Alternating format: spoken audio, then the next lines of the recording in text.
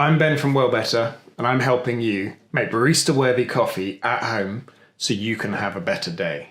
Like my grandmother says, coffee is as coffee does. So today we're making V60 coffee. Now, pour-over coffees, it's a really good way of bringing out flavors from good beans. So again, the key with all of this, the better the beans you've got, the better the coffee, the better the coffee. So I'm going to be using ground coffee to show you can still make excellent coffee with ground coffee, but if you have a coffee grinder, if you have whole beans, that's going to give you a better result.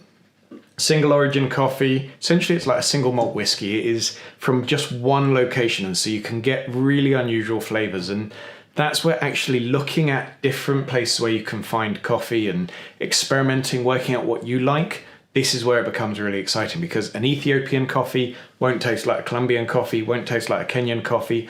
And then even within those countries, you'll get different variations that will all just taste slightly subtly different. So experiment. In terms of pour overs, there is Hario V60, there's the Kalita Wave, there's the Chemex. They all work in very, very similar ways. There are slight subtle variations, and we'll come on to them as we go on. But actually, a V60 is a really good, cheap way to start getting into good filter coffee. There are lots of different types of V60, so you get plastic ones, you get ceramic ones, you can get glass ones, you can get metal ones.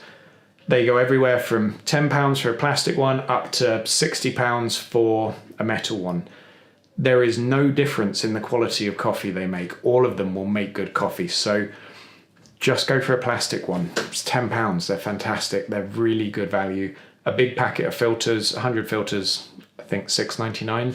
That should last you a good few months. Simply, we need a receptacle. This is the Hario V60 pot. You do not need this. You can make it straight into a cup. You need some scales because you need to be precise with this one in order to be able to get it repeatable. You can kind of wing it, but is it worth winging something that you want to spend time on? First thing we're going to do is rinse out the paper, because the paper sort of, perhaps unsurprisingly, tastes a bit papery. So we want to get rid of that papery flavor with hot water. And then we're going to get rid of this water. We're going to add 30 grams of coffee.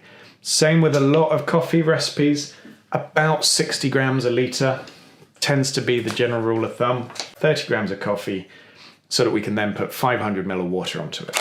We then take our water and we want to do a bloom.